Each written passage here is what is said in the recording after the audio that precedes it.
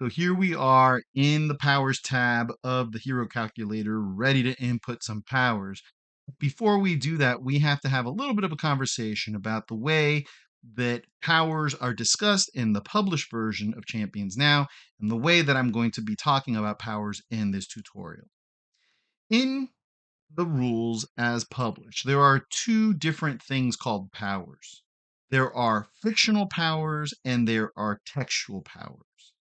Fictional powers are built from textual powers. But what are these two things? Well, the fictional power is the power that you imagine in your head, the concept that you have for the power when you're dreaming up your character. It's the thing that you might enthusiastically describe to your game master or your fellow players. It's what you might draw on the comics page when you're putting it down on paper, right?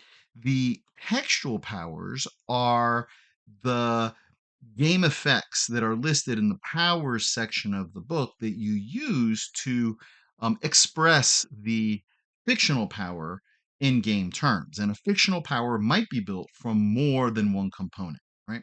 So let me demonstrate by example. You might imagine a character that has the ability to excrete this sticky goo that congeals in their hands. And when they throw that sticky goo at a target, the goop envelops the target, binding them, but also the goop has this residue, this kind of acidic residue that will actually burn the target, right? So the fictional power might be called acidic blob, right? And the textual powers that you use to build that acidic blob would be probably two. One, entangle, which is the power that stops people in place, the textual power that stops people in place. And the other one might be blast, because the textual power blast is the default way of causing damage with power. So the fictional power, acidic blob, is crafted using the textual powers entangle and blast. That's pretty cool. And it's also not that difficult. But the terminology is confusing. Using fictional powers and textual powers, and you're trying to say one, but you accidentally say the other, and they get mixed up in your head. It's just kind of a mess, unfortunately. Wouldn't it be cool if fictional powers could simply be called powers and textual powers could be called components? Yeah, that would be a lot easier. That way, powers could be built using one or more components. So because that's easier, it's what I do in my own games, and it's what I'm going to be doing in this tutorial. And I didn't make this up. I got this from Ron Edwards. I have had the great pleasure of having extended conversations with him about Champions Now, and he's the one who told me that if he had had a little bit more time to develop the game, that he probably would have defaulted to that terminology. So, with his learning this from him and realizing that it's just a better way of doing it, I've decided to do that for my own games, and I'm going to be using that terminology in this tutorial because it makes things a lot easier. Right? So now that we know the terminology, we can jump into the hero calculator and start getting busy with some power. So the first power that I want to build in the hero calculator is a simple one. It's a power built with one component. And the example that I'm going to be using is a power called Now You See Me, Now You Don't, which is a name that I gave that power, right? Because that's what you do. You give the powers that you conceptualize a name.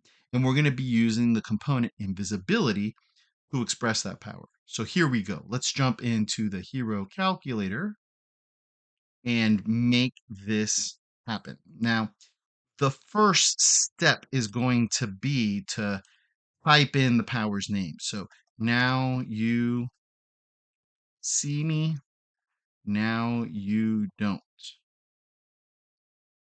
Okay. And the component we're going to put right in the same line. It's going to be invisibility. All right. And one of the things that I like to do is that I like to bold the power so that it stands out from the component. Okay. So we do that. And looking in the book, I know that invisibility is a 20-point component. So I'm going to enter 20 into the active point column. You'll see that this is very similar to characteristics except for one step. We don't have any advantages for this power, so there's no advantage value. The heightened points, therefore, are not heightened points, they're just the active points of 20. But here's the difference. Unfortunately, because of thing that happens with elemental controls, which we'll discuss later, we need to have this step, which isn't going to be make much sense at this point, but it's just something that we have to do when we're building powers. And that's that we have to confirm the heightened points here. So I'm going to type in the 20 points. And once I do that, you see that it expresses all the way to the end of the sheet over to the 20 points. So far we've allocated 20 points for Now You See Me, Now You Don't. And that's it. The power has been built in the hero calculator. Let's jump over to a slightly more complicated example. In this case, we're going to have a power that is built with two components. The power is going to be called Stony Giant, and the components are going to be density increase and growth. Let's jump back to the hero calculator and see how this works. You'll find that it's going to work pretty much exactly the same as the previous power. The first step is going to be, again, to type the power in the rows here. So Stony Giants. And I'm going to place the components, both of them, in the same cell. So we're going to say density increase times 1 plus growth times 1. One level of each. Again, I'm going to bold the power so that it stands out and apart from the components. And then I'm going to look in the book and see that density increase is 10 points per level, and so is growth. So just like with the previous power, that's going to be 20 active points. Again, no advantages, so no advantage value. The heightened points are not heightened, they're just the active points because there are no advantages. And again, we have to confirm those heightened points here. It's an extra little step. It's annoying. It's one of the things that I find clunky about the hero calculator, but at this point, I don't see a way around it, and you'll see why later. And that's it. So that expresses all the way to the end. 20 points for this power that has two components. That's it. All right. So now let's take it up one more level of complexity. This time we're going to build a power with one component, but that component is going to have an advantage and a limitation. In this case, the power is Fireball. The component is Blast, and it's going to have the advantage area attack explosion, which is a 1/2 or a 0.5 advantage, and it's going to have the limitation exhausting, which is a +1 advantage. Okay.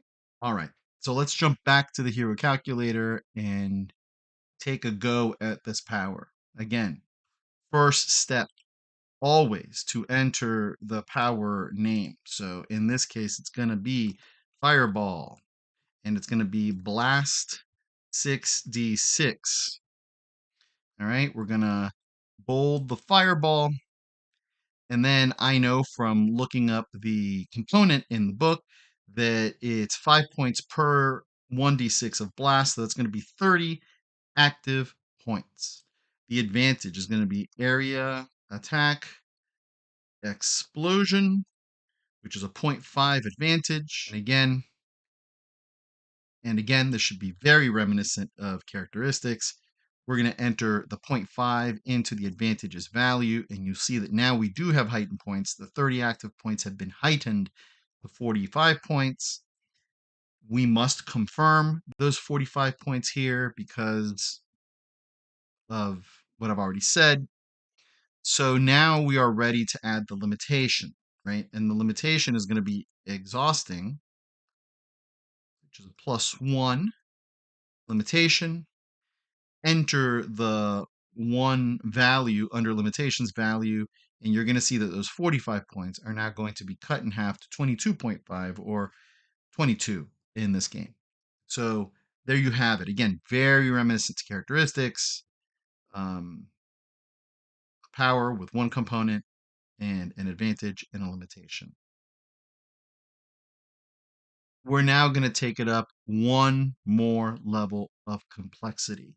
And we're going to build a power that's built with two components, each of which is modified by an advantage and a limitation. All right. So in this case, the power is going to be the Vampiric Tangler Grenade. It's an insidious device created by an R&D company that blends science with demonology, and they have all these little infernal gadgets. And this one is a grenade that, when thrown, opens up into this kind of Hellraiser-like net that envelops the target and, constricts the target, causing damage. In addition to that, the net has these little barbs that, if they land just right and embed themselves just right, they can siphon the blood or life force of the target, right? So the two components that we're going to use here are entangle and drain. The entangle will stop them in their tracks, and we're going to add an advantage to damage them, which is the advantage severe stunning. And the entangle, we're going to give it the limitation constrained, can't be pushed, right? In champions now, usually when you're using a power or your strength, you can exert a little extra effort to do a little bit more um, effect. But in this case, we're just going to say that because the effort's coming from a device, that there's no way of really pushing the power to do more. So we're going to give the entangle the limitation constrained, can't be pushed.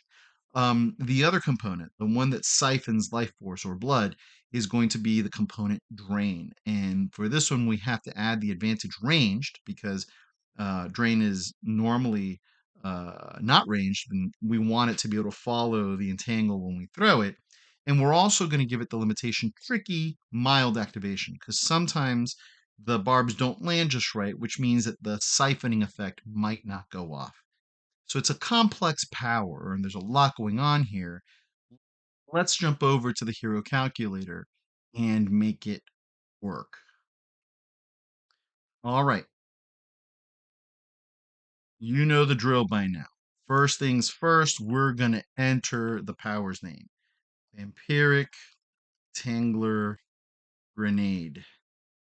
But here, this time, we're going to do something a little different. Because we have two separate components, and each of the components has different advantages and different limitations, we're going to separate them out from each other and also from the power name. So the first component is entangle, and we're going to make that a 2d6 2 defense entangle.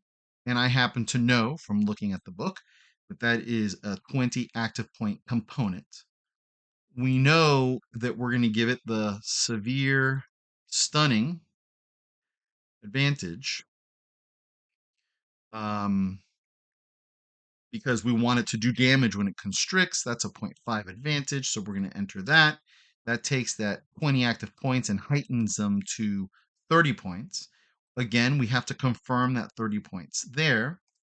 And now we have to add the limitation. And the limitation was constrained, can't be pushed, and that is also a 0.5. And we enter the 0.5 into the limitations value, and there we go. That component is 20 points. But now we have to enter in the second component. So we're going to use the line underneath, and we're going to enter drain 66. Okay, I know from, again, looking at the book, that the drain is 1d6 for every, 5 points for every 1d6. So it's going to be 30 active points. We have to add the ranged advantage, which is a 0.5 advantage there. So we'll enter the 0.5 under the advantages value. And you'll see now that we do have heightened points, again, at 45 points, right? The 30 points were heightened to 45. We must confirm the 45 there. And now we can add the tricky mild activation limitation, which is a 1/4 limitation or a 0.25 limitation. When we're entering it into the hero calculator, we'll enter the 0.25 under the limitations value, and those 45 points will drop down to 36. Now, something to keep in mind, if the hero calculator were going to be precise about this, it would bundle the 20 points and the 36 points together, and it would be a 56 point power. And it is a 56 point power. But I found that, you know, changing or modifying the hero calculator so it would express those powers combined makes it more complicated than it needs to be. And really, in cases like this, it doesn't matter as long as we know that this is one power and that both components go off at the same time and that you expend endurance for both of the components going off at the same time and you record it in that way on the character sheet that you actually use to play the game. It's okay if the accounting of the points happens like this on the hero calculator, right? So it's okay that we have two separate values. We know that it's one value. Now, that would not be okay in the elemental control situation, and which we're going to talk about later.